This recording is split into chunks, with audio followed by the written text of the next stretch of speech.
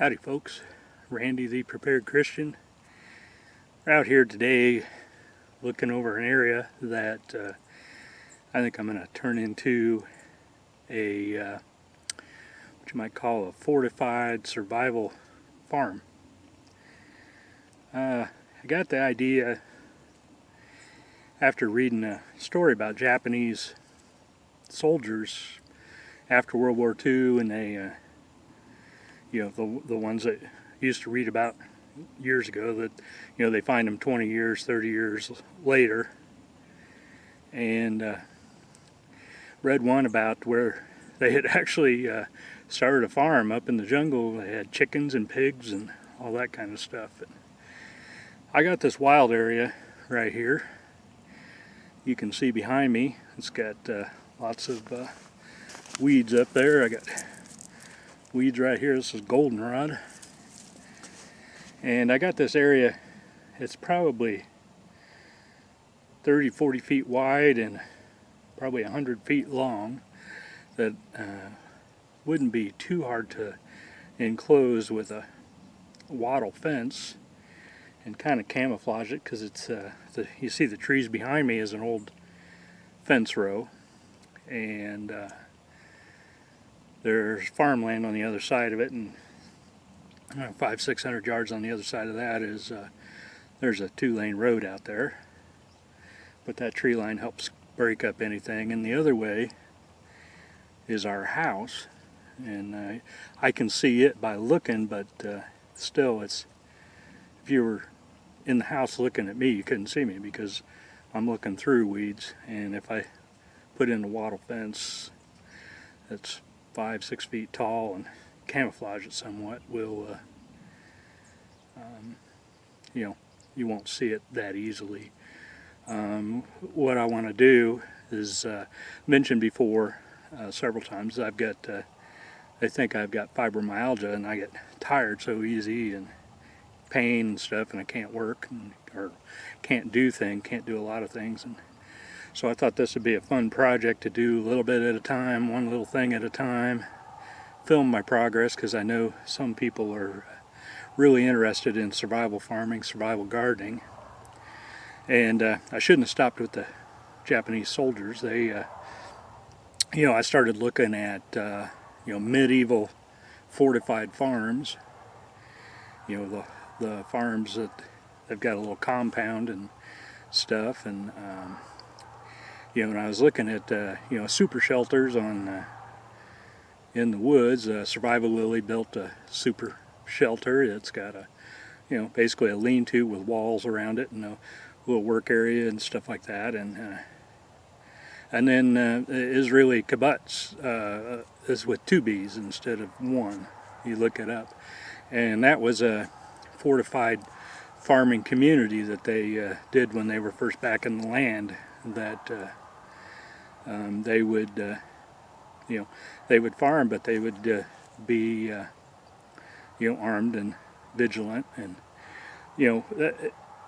this isn't going to be any of those per se, but they've all given me ideas.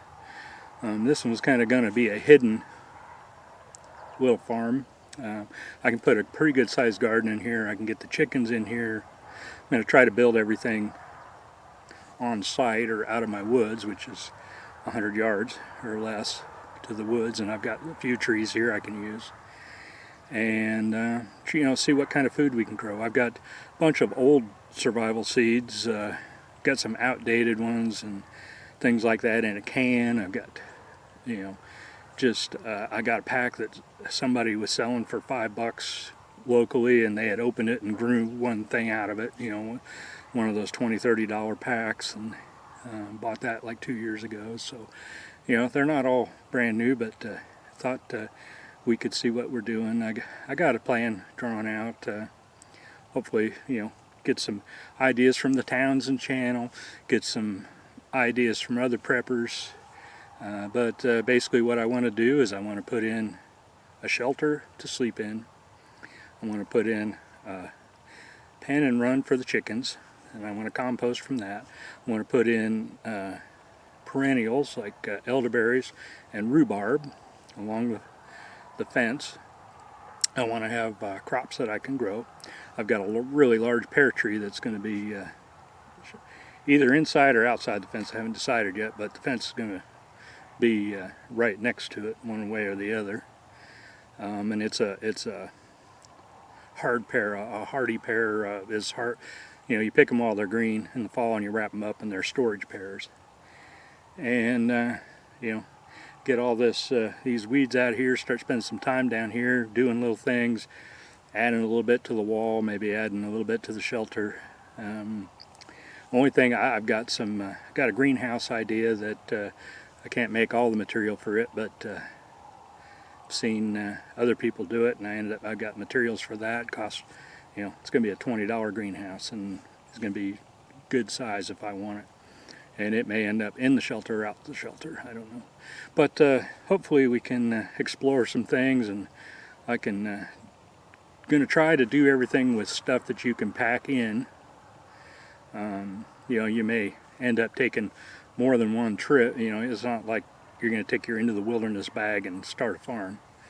But you know, if you're 15 or 20 miles from civilization and spend a day going in, hopefully I'm going to just use things that you can pack on your back, and hopefully we can turn this into some productive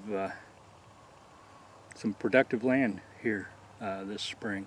I don't know if I want to cheat and put down cardboard on top of all these weeds, or I know I don't want to hand dig them out, but and I don't have enough chickens, and I don't have any pigs to root it all out with them, but I do have a source of cardboard, so I might cheat a little bit. But I do want to produce some food in this plot.